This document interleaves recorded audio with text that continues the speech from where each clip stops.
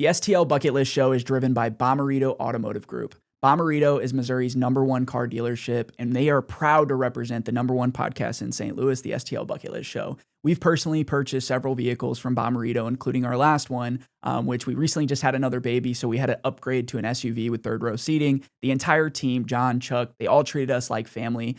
There's really nowhere else that we would buy a car in Missouri other than Bommarito Automotive Group. Enjoy the show.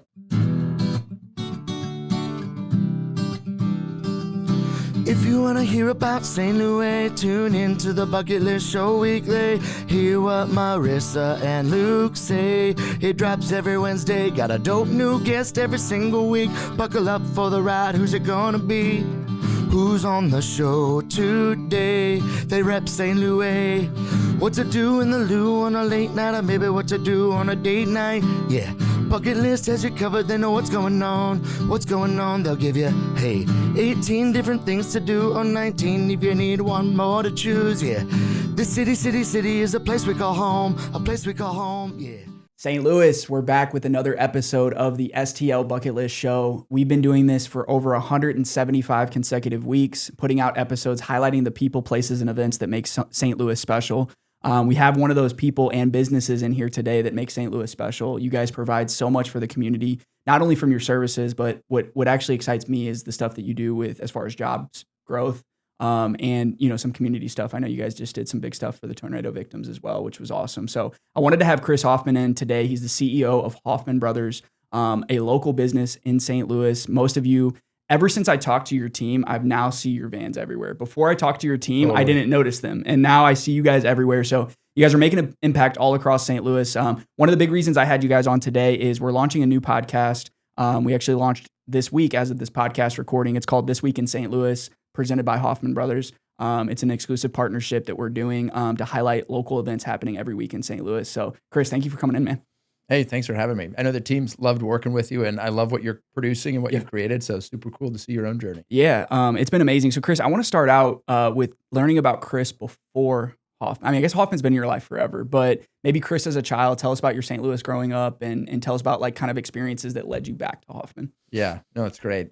This is a family business that has been around since 1988. So you're right. I certainly grew up around it, heard about it at the dinner table, saw my dad living in it, right? He would take me to my baseball games as a kid, and I'd be sitting in his middle seat with what are those old car phones, which were hysterical. They were awesome. Like huge, straddling that thing. But yeah, pre-Hoffman Brothers, I'm from St. Louis, grew up here in Kirkwood, an awesome community that we love and live really close by to today. I lived there with my wife and kids, but so I grew up in St. Louis, and I went the famous St. Louis question. Went to St. Louis University High School, Jesuit school that I really liked, and then coming out of high school, I went to St. Louis University. I was studying economics there, and this was in the late 2000s during the surge. I'd walk into school, I'd pick up the newspaper, and you were reading about what was happening in Iraq and in Afghanistan, and candidly, I was always someone who I played competitive sports. I was really into fitness, and the idea of graduating with an economics degree and going and sitting behind a desk was completely unappealing to me. Of course. So I went and talked to all the different military branches, right? And the Marine Corps was one of them. I joke and say the Marine recruiter had the best sales pitch. So I signed up there. I also joke that I still haven't got to kill my dragon with the sword, like in the commercials that they promise you. But so I joined the Marine Corps, and I thought I was going to do that for a career. I mean, I loved it. I was all in. But I got married shortly after joining the Marine Corps to my wife, Teresa, who we were dating in college. And it was kind of a decision where I knew like I couldn't just go disappear for 5 years in the Marine Corps because I knew this awesome girl wouldn't wait for me. So I kind of was at this inflection point where I needed to either go all in with her or not. And so I obviously chose to go all in. And so we got married shortly after joining the Marine Corps. In the Marine Corps, I had a unique experience. I didn't know, my family wasn't, not a big military family. My grandpa was in the Navy, and had some exposure to that. But I didn't really know a ton about what I was getting into. And so I joined the Marine Corps thinking every Marine's an infantry Marine. What I learned was that there's like 70 different jobs in the Marine Corps. And I ended up going down a kind of uncommon path, but it was one that I really enjoyed and appreciated. But I became a human intelligence officer, counterintelligence, human intelligence officer. So I led the teams that provided interrogation support to our infantry battalions, and then would recruit folks to help work for us and give us information. So First Community Credit Union is the official banking partner of STL Bucket List. They've been serving St. Louis families for 90 plus years with 40 plus local branches and over 400,000 members. From personal credit loans to mortgages to kids and teen accounts, they also have a partnership with the STL Blues. You see Louie here if you're watching on YouTube. We're proud to use First Community. I use it for my own family and my own business. We're excited for them to be the official banking partner of STL Bucket List. So you had all these unique experiences. So what was the moment when you joined Hoffman Brothers again? You know, how old were you? And was it, you know, did you have a mission going into it of like, this is why I want to join? Or what were those conversations? Because I'm sure your dad was like, hey, like go do your own thing, but like here's some opportunities that we can have, you know? Sure. Yeah. Really good question. So my dad, growing up, my dad hated idle time, right? As a kid, he's like, you know, you've got 2 weeks off school. Well, you're not going to hang out at home, right? Yeah. You had summer break. Well, we've got a job starting on Monday. And so I grew up, because of that, I grew up around the business. I wore a ton of hats in the business, starting at age, probably broke some child labor, starting at age 12, right? Where I was cutting apart our old air conditioner coils, separating the different metals for recycling. Then through high school and college, where I spent a summer or two answering phones in the call center function, which is actually one of the most stressful functions, right? Where you're getting a million calls a day and everyone thinks their call is the most important, and you can't always get there the same day, which can be challenging. I spent a lot of time in the field, particularly on our HVAC, heating and cooling installation side, where I had the chance to work with teams and install new equipment. And so I grew up around this business, was very familiar with it, but I never viewed it as like, oh, I'm coming back to this and this is what I'm going to do. I kind of always thought I'd go do my independent thing. So when I left the Marine Corps, one of the great things about that experience is you get the GI Bill, and the GI Bill means you can go to college for free. At this point, I'd already finished my undergrad, so I said, well, let me use it for graduate school. And Washington University in St. Louis is so good to veterans, right? So I applied there, and they participate in what's called the Yellow Ribbon Program, which says they'll take the GI Bill, which typically only covers up to your highest in-state tuition amount. But because WashU is part of the Yellow Ribbon Program, they say, you know what, we're going to cover the rest, right? So able to go to Washington University, do their full-time MBA program for 2 years, and not have to pay a dime because of the GI Bill and because of Washington University. And so that was a great experience for me, because during that 2 years, it was kind of this natural a pause where post-Marine Corps, before I had to figure out what I'm going to do when I grow up, I had this opportunity to go to business school. I interned in for Thompson Street Capital Partners. I did a little co-op for them, which was a great experience. I interned with a big corporate bank in Chicago. And so I started to have these experiences and this exposure to different career paths. And while I was doing this, my dad had approached my brother Joe and I. At this point, we were the youngest 2 of his 4 kids. Our older 2 siblings were kind of down their own career paths. My sister's a physician up in Iowa, emergency room physician. She's not a candidate for joining the family business. She's down that path, has her family up there and her husband up there. My oldest brother's an attorney, and he was well down that path, right? And so I think my dad was like, well, shoot, I want this to stay a family business. Let me approach Chris and Joe. And so at the time, I was perfect timing for me, because I'm sitting here thinking, well, which path do I want to walk down? And my brother Joe, thankfully, he had followed a career path that was not too dissimilar from my dad. He was kind of parallel to the work we do at Hoffman Brothers. He worked for Trane, that's Trane, the big equipment manufacturer. And he was a technical sales engineer. So like my dad, mechanical engineer, had his professional engineer's license and was selling building automation systems and commercial controls, primarily to like hospitals and schools. So he had this great relevant experience, he and my dad. Meanwhile, I was the Marine with an economics degree that didn't translate very well to HVAC. But we were able to put our heads together and realize, hey, there's a lot of alignment here around what we think we can accomplish with the business, what we want to do, the path we want to take it on, our commitment to private family ownership, particularly in an industry like ours where our competitors have almost all of them at scale have been bought by private equity, to include in St. Louis. And so it's really unique, and it's been a source of differentiation for us to say, you know what, we're family owned, we're going to stay family owned, and that's going to show up in the way that we treat our people, the team, the community. So when we talk to our dad, I think I always say, in family business, you always hear about like the patriarch who takes the keys with him to the grave, right? Who makes every decision up until he's 95 years old and doesn't trust or empower the next generation. I feel super blessed and so fortunate to have a dad who is wanted to invite us into this business and also was very quick to trust and empower us. And to transition both ownership and leadership to his 2 kids. So very uncommon, and I'm incredibly grateful to have a dad that did that. And fortunately, I don't think we we've disappointed them, but it's been a fun run since 2015, from 2015 to today. So we're looking at 10 years now since you guys came, and you guys both kind of started at the same time, like both kind of joined into the business. So the growth that you guys have had, I mean, I was, graduating high school in 2014. So I remember, a lot of my family worked in trades, so I knew you guys were there, but you guys were at a certain point at that point. And over the last 10 years, you guys have seen significant growth, not just in St. Louis, but into new markets. So what is that growth? Like, what are some of those key decisions that actually fueled that growth? Because I'm sure there was a couple aha moments over the journey of like, wow, we just scaled this 5X. We just did 10X, Yeah. Yeah. A few thoughts, but, before jumping into that sort of most recent growth journey, I have the utmost respect for what my dad did, because I often tell him, like, the journey from 0 to 10 million, in my view, is significantly more challenging than the journey from 10 million to 100 or 200 and beyond. Yeah. So what my dad did, he was one of 9 kids, grew up on Wydown right there in Clayton at Ridgemore. And my grandpa was a physician, and all his kids, he's like, you got to be an accountant, a doctor, an attorney, or engineer. Yeah. And so my dad followed the orders, and went and became a mechanical engineer.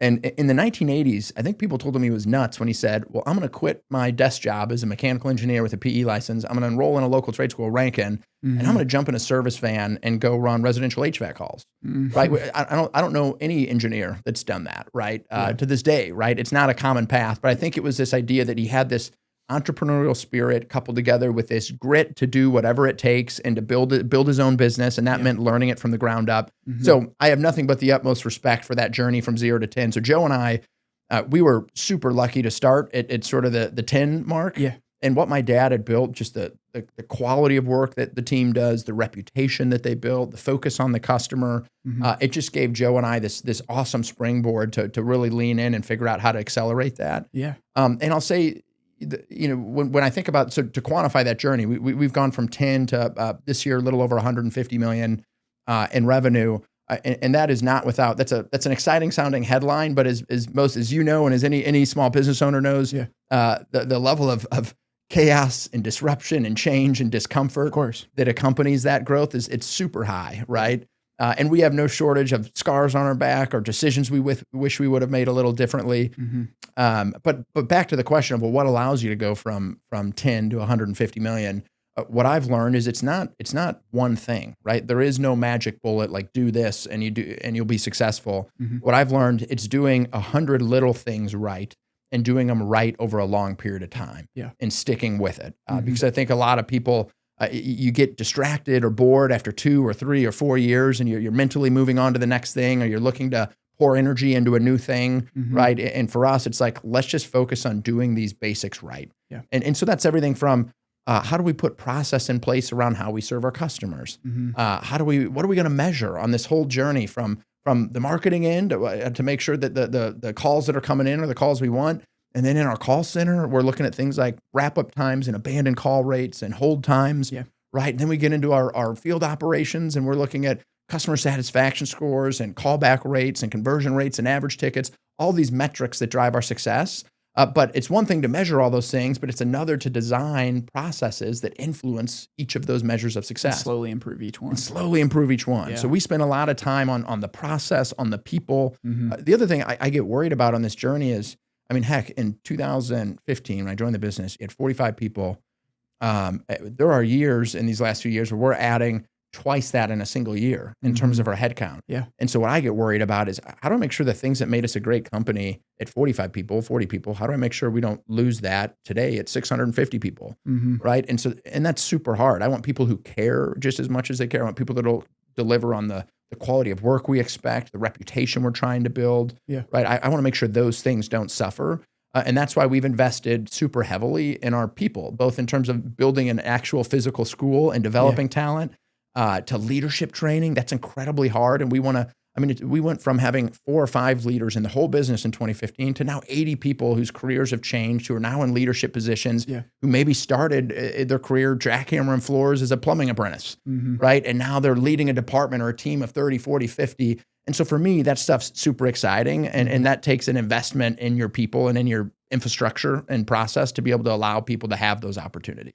For over 150 years, SSM Health has been providing hope, healing, and opportunities to the St. Louis community. With over 40,000 employees across 4 states, they're not only delivering exceptional care, they're one of the region's largest employers, shaping the future of healthcare. We're proud to present SSM Health as the official healthcare partner of the STL Bucket List Show. If you've dreamed of a career where you're truly making a difference every day, SSM Health can help you take that to the next step. Learn more at their website in the link in the show notes. You guys are building a culture. I mean, I follow along with your personal content that you put out, and I get to see, one of the things that stood out to me, I think it was this week, you posted about the woman there with her husband's picture on the wall and how he launched your electrical division. And, you guys have slowly, built this culture where you have 650 people, give or take, and those are 650 families now in St. Louis that, from 45 to 650. So you have that privilege, but also sometimes pressure to provide career paths for these families. And the school is super interesting. I think a lot of people don't know that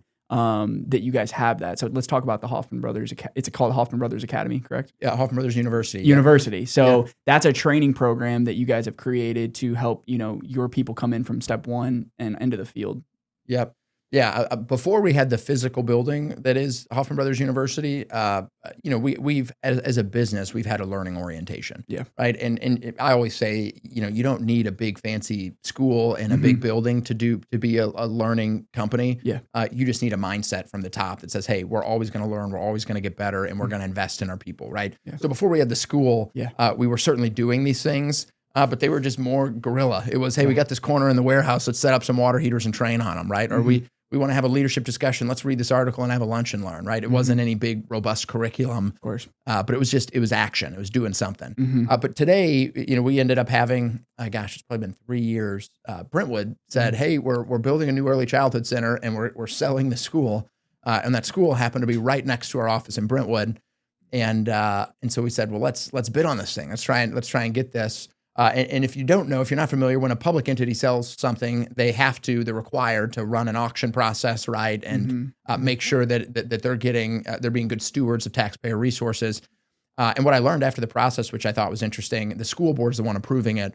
We actually weren't the highest bidder. We were the second highest bidder, which I was surprised to learn because typically in that environment, it's like, well, the price goes to the highest bid, period. Now, there wasn't a big gap, but what the school board ended up doing was they chose us anyways, because they knew our vision for what we wanted to do in that space and the investments we wanted to make within the Brentwood community and job creation. Yes. And to them, that was worth far more than the incremental dollars that they were going to get on the school. So I was super appreciative for Brentwood's leadership to make that decision, to take a bet on us and maybe not get the highest price, but to hopefully get a business that's. And you guys put together the plan of what you were going to use the space for, because that's what you have to do with the cities and stuff. And they saw, wait, Hoffman Brothers is doing a school over here in our old, and then it's another school, it's training, it's jobs, everything just makes sense. Yep. And so there's 3 activities inside of HBU. The first, and I think the one that gets a lot of attention that's really exciting, is what we call this Enter the Trades program. Yeah. So that's where we're taking kids that are, I say kids, folks that are early in their career and trying to get into the trades, to even folks that are mid-career and wanting to transition. Maybe they're in a job that they feel is like a dead-end job and they're like, shoot, I can't make any more money. How do I get a better career? So we'll sometimes get those career changers that apply to our program. Yeah. But then we take these students, these cohorts, and we pay them for anywhere from 4 to 6 months, 100% paid, 100% benefit eligible. And then we put them through this program where when they graduate at the end of this 4 to 6 month program, we've trained them on certain call types where they're ready to go show up at a customer's house and perform those specific call types that that we've trained them during this program to go and do. But I think one of the things that makes it pretty cool is, where else can you go and have a tuition-free, paid, fully benefit eligible opportunity to retool yourself? Exactly. And launch this career. So it's been super powerful. And even more broadly, I think when I think about our approach to talent and people in our business, our product is our service professionals, right? There's a lot of people who can go swap capacitors and who can go swap fan motors, right? But the folks that can show up and communicate really well, incredibly professional, high integrity, love their job, going to treat you and your home with respect, like going to be presentable and clean and polished.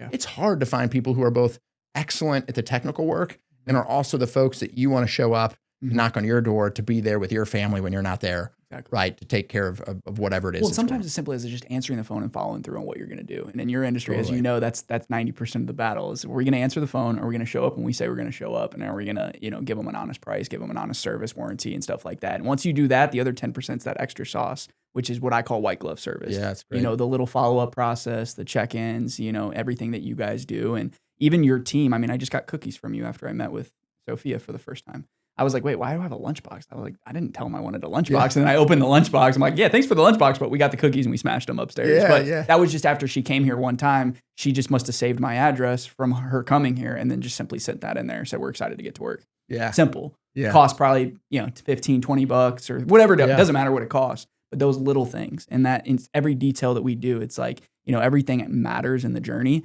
But I want to talk more about St. Louis because you guys are a St. Louis family. And you said something at the beginning of the episode that was really interesting is we want to keep this family. We want to build with our family. So how fun is it to be able to do that with your brother? Obviously your dad, I think, is still somewhat Yep. involved in stuff that you guys do. But like, that's the legacy right there. I mean, that has to get you excited to get up every morning. So I want to talk a little bit about like, what's it like building in your hometown with your family and being able to make such a big impact right here in your backyard? Yeah, it's fun. And I'll say, working with family, it goes one of two ways, right? Everybody's seen Succession on HBO, right? Family Business Gone Bad. It's great. It's a great show.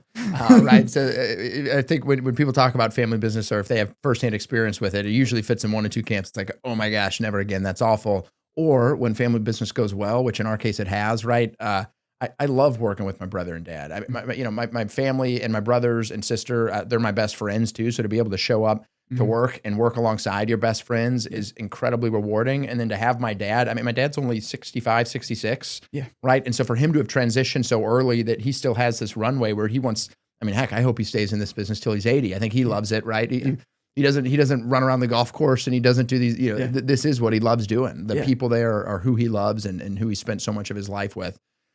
So it's been an incredible blessing. And I think the commitment to family ownership and private ownership becomes a source of competitive advantage for us because we see the short-term thinking that accompanies the decision-making of a lot of investor-owned groups, right? If their goal is to maximize their bottom line this year, right, that shows up in very transactional ways with your customer. It shows up in benefit cutting and changes in structures that result in bad outcomes for your team or for the community. So for us, we're not playing we're not succumbing to any of these short-term pressures. We just say, how do we build the best dang business we can build and do that over generations, right? And not overreact to today or the here and now, but think about sort of the true north and keep moving towards that. Everything else will figure itself out. You'll have your years where, okay, yeah, this is an investment year. And this is, everything is you guys are building a legacy. And really it comes down to how you guys treat your employees and your customers. And if you take care of those two things, everything else will take care of itself. So that's awesome, man. That's cool that you get to work. I get to work with my best friend too. So it's just cool to be able to come to work and build something. And you guys are doing so much for the community too. I think that we mentioned jobs. Obviously that's a huge part of what you guys do, but you guys have initiatives and partnerships that you guys do with the community. Is there anything you're particularly proud of stuff that you guys do? Yeah, there's a couple organizations I love. I'd say there's a couple causes we generally like, right? Whether it's animals, kids, veterans, those things matter a lot. And we've supported a lot of organizations. Some of the ones I've been more excited about, Stray Rescue is a longstanding partnership over 10 years. But before I had human two-legged kids, my wife and I always had a bunch of four-legged dogs, often rescues that were older. And so the work that Stray Rescue does is amazing. And to be able to support them in that effort has been cool. Cumulatively, we've given them well over $100,000 just supporting what they're doing. Veteran causes obviously matter a ton to me. Particularly, there's some organizations that support combat disabled veterans. Focus Marine Foundation's a big one that based here in St. Louis, it does really good work. More recently with the tornado, I was flying back in town probably like 3 or 4 days after that tornado came in, and I was coming from the East Coast. And I was looking out the window, we're heading from the east to the west. Like coming past the arch. Yep. And I'm looking to the left and you can literally see the path of destruction from that tornado because of the blue tarps covering everyone's roof. Oh, yeah. And you can see exactly where it went, the houses that were destroyed, the trees that were wrecked and laying over. And that overhead visual was just so impactful to me. And it's interesting because in St. Louis, that tornado affected communities where there's $5 million homes and people can put their lives back together. They have insurance. It's not a big deal. It is a big deal, but they're going to be fine. They're going to recover. And it affected people who are uninsured. whose lives are forever altered, who didn't have anywhere to go and stay that night. And flying in, you could see that. I could see these homes in North City by the airport that are facing one very real reality that's very different than the homes that were a couple miles further, right? When you get into the Central West End and Clayton, right? Yeah. And we have customers in both, but we were experiencing through our own call volume a very different ability to pay for our services and react to that. And so we were able to, we got a call from someone at the Urban League saying, hey, we're focused on not repairing these houses right now. We're focused on getting people food and basic supplies and all these things. And so we got that phone call, and this isn't the typical path. Usually like a lot of our marketing or charitable stuff goes through our marketing team, but instead I called our marketing team and said, hey, we're giving $100,000 to Urban League because people need food and clothing and basics. Yeah. And you know, on one hand, in our business, these events, they create a lot of demand for us, right? Which from a business perspective, someone's got to be there to put it back together. And so when we get those calls, I was looking at this like, wow, we're getting all this demand from folks who can afford our services, but look at these folks that can't. Of course. So let's take some of that, the resources that we're getting there, and see if we can't help folks on the other side. Looking for something light, crisp, and absolutely refreshing? Zwickle Light by Urban Chestnut is the official light beer of the STL Bucket List Show. It's less than 100 calories, and it's the perfect drink for summer. Enjoy a beer at the beer garden, in the Grove, or chilling at home in the backyard with your friends and family. This episode is sponsored by Upshot Coffee, 3 St. Louis area locations in Cottleville, Break Shop in St. Charles, and their new Hi-Fi location in Clayton. I personally use Upshot Coffee every day at my espresso machine at home, and I try to visit one of the shops at least once a week. They source the beans responsibly from local farms all across the world, and they take care of their staff, and they take care of the community. Let's get back to the show. Yeah, I mean, I right when we started talking was when that was going on, and we were talking, and I was like, I mean, how can we help? I think your team reached out to us. Like, is there anything else that we can get around? Because it's so hard when you were out of town, so you're seeing all this stuff on social media, and then you get in town, and you're like, okay, wow, this is actually different, and it's like and it seems like you just said right away, let's just do it, and then let's see what we can do. And the Urban League does so much for St. Louis, and they've still been on the ground. I mean, for at least the first 4 weeks, they were out there parked out there every single day, delivering food, delivering meals. But I think that's the special part about what you can do in your own backyard, because like you said, not only do all your customers live there, some of your employees live all across the metro area. So being able to show up, and St. Louis will rebuild. But yeah, it's hard to see. I mean, I drove through there, and I'm like, man, this is, stuff you'd see in a movie. I mean, it's tough. And the media stops, that stuff stops. So it's like, what else can we do? Totally. But no, I want to, shift a little bit to the podcast. So, this week in St. Louis, our new podcast, hosted by Bryce from our team, partnered with Hoffman Brothers. Our goal with this is to continue to highlight the people, places, and events that make St. Louis special. That's been our mission since 2019, since we started. And what we're going to be doing is every single Thursday, we're going to drop a new episode in partnership with the Hoffman Brothers team, highlighting all the amazing events happening in St. Louis, from nonprofit events, Cardinals games, concerts coming to town, new restaurant openings, anything. People always ask us on Instagram, hey, I got 2 kids. Like, where can I take them this weekend? I need to get out of the house. It's summer. We've been stuck in the house it's too hot. We need to go somewhere inside. Okay, the Magic House is doing something. We got to get out. So I want to talk about your STL bucket list. So you grew up in the Kirkwood area, went to SLU. So you've been around, the St. Louis area for your whole entire life. Now you get to raise your kids here. So I want to do a 2-part one. Let's do a family one first, and then we'll do maybe with the babysitters, and then you can do a date night one and stuff like that. So family bucket list. Let's say you have 3 children. Yes. Okay. So you probably don't go out as much as, I mean, I'm sure you try to get out, but it's harder with 3, because it's only 2 of you. So what are some of your kids' favorite spots? Like food, maybe like parks, anything like that's on their bucket list? Yeah. It's funny. I feel like a lot of my hobbies have been sacrificed now that I have kids. Yeah. What's funny is I don't even miss those things. When I have free time, I want to spend it with my kids and my family. So I don't miss those things. Yeah. But what will I do today? Like 4th of July was a great example. So I got this little 1955 Jeep Willys, which is awesome because it makes anywhere you go with the kids that much more fun. It becomes half about riding the Jeep, and I got makes you cooler too. They're like, that's so cool. I got a 30 cal machine gun mounted on it. So it's great on 4th of July. But I'll throw the kids in that thing, and we'll drive to downtown Kirkwood, and we'll hit like hot summer day. We just got snow cones. You got clementines for ice cream. You got the little park right there by the police station. Yes. In Kirkwood. I love Billy G's patio. That place has been great. My only gripe about Billy G's is how dang crowded it is all the time. There's the library right there that the kids love going into, that public library in downtown Kirkwood. Yep. So I think that's an awesome place. Outside of Kirkwood, especially with my 6-year-old or soon to be 6-year-old, Fox Theater has been awesome. Like there are some shows that a 6-year-old will not sit through at the Fox, but the stuff they bring there that's kid friendly. Lion King, Disney, the Frozen sing-along, Disney Princess sing-alongs. There is so much kid content there. We just did a comedian one that was really funny. The Cirque du Soleil one, the Russian ballet came. And my daughter, like she leaves those things and she loves it. You know, it's funny. She left the Russian ballet or the Cirque du Soleil, and I was like, which act was your favorite?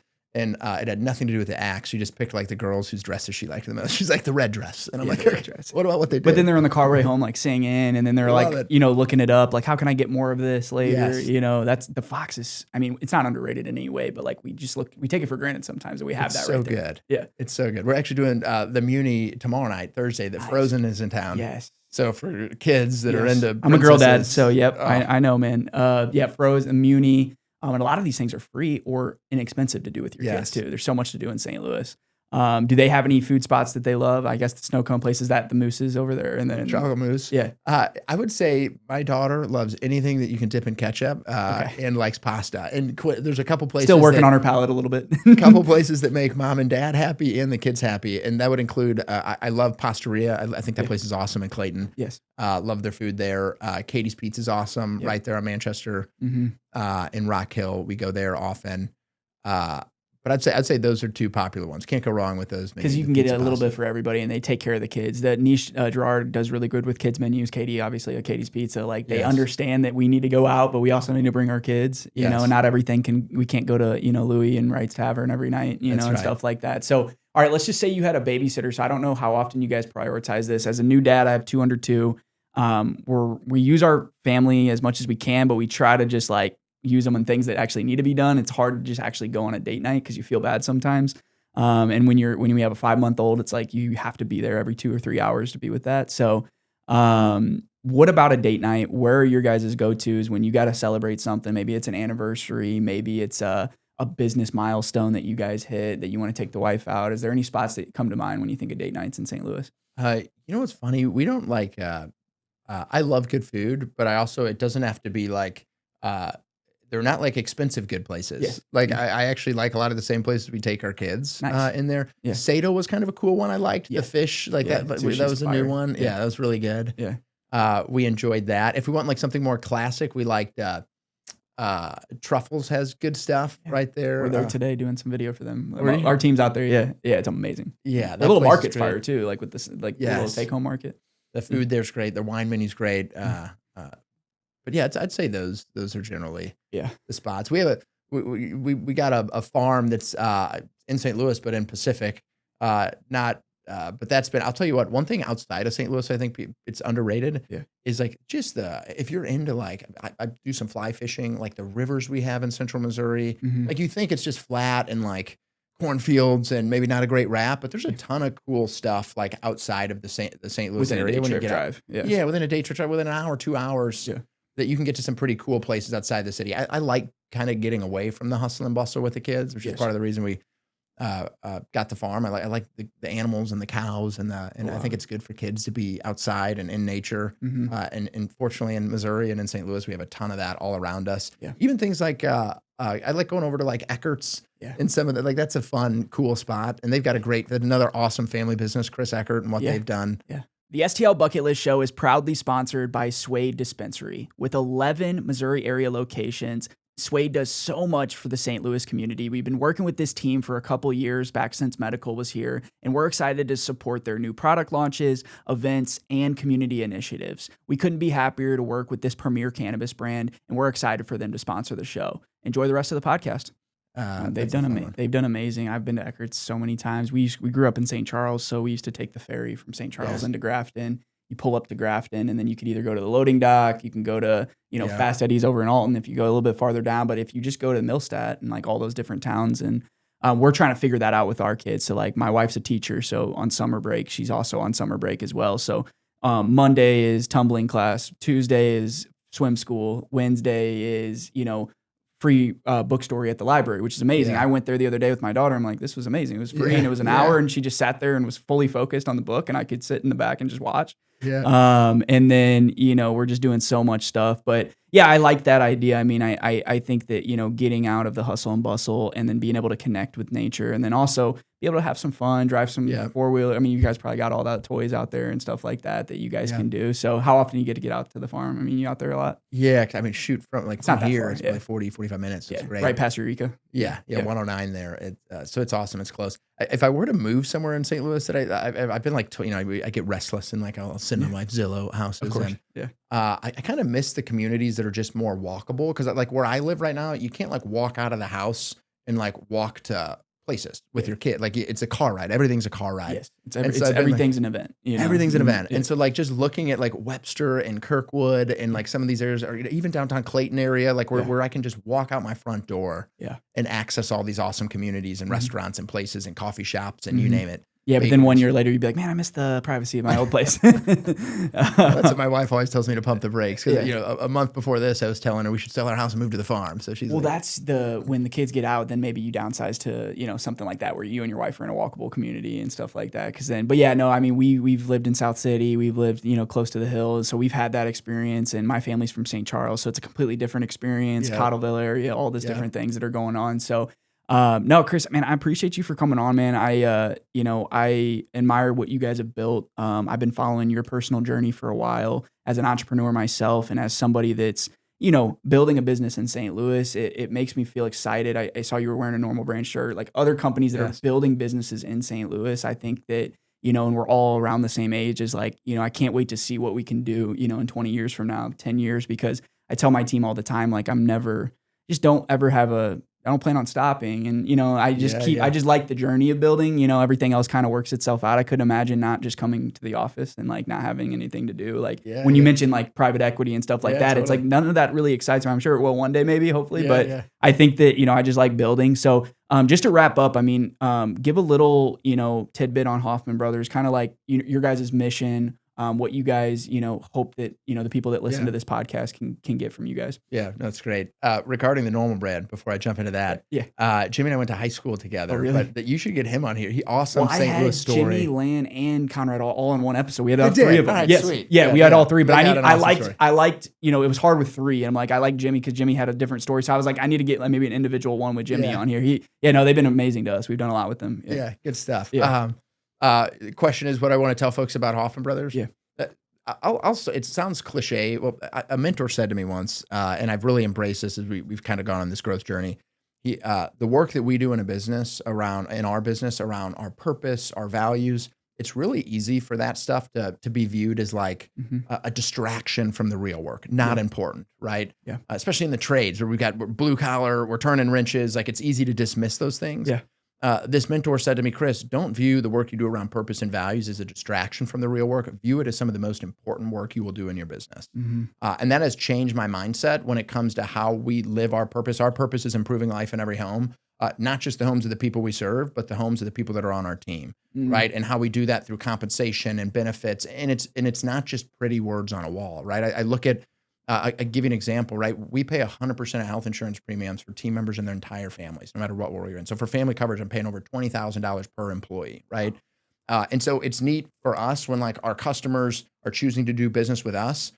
They're enabling us to do right by our team members, right by our community. And it's no secret, we're not the least expensive provider in town, and nor do I want to be. I want people to think when they call us, these folks are the best. They care a ton about it. They're good stewards of our community. They're good members of our community. Yeah. Their quality of work's incredible. Their professionalism's amazing. The service wrapper they put around the work they do is awesome, right? Yeah. And if we do those things right, I think customers understand and happily pay a premium I agree. for the service that we can provide. Yeah, I agree. No, that's well said. And no, Chris, I appreciate what you're doing, man. Excited about this partnership, and we're going to continue to blow it up. You guys are going to be all over Instagram now, so we're going to help build that Instagram following with the new podcast. So appreciate you for coming on, man. Thanks for having me. Yeah, this is great. Absolutely. Hey, St. Louis, Brent Labowitz Law Firm, personal injury law firm here in St. Louis. Excited to be part of the STL Bucket List and sponsor them for their podcast. Just want to go ahead and say, if you ever need a personal injury lawyer here in town in St. Louis, give us a call, look us up. If you get involved in an accident of any type at all, give us a call, free case evaluation. We'll try to walk you through the process. Today, they rep St. Louis. What to do in the loo on a late night, or maybe what to do on a date night. Yeah, bucket list has you covered. They know what's going on.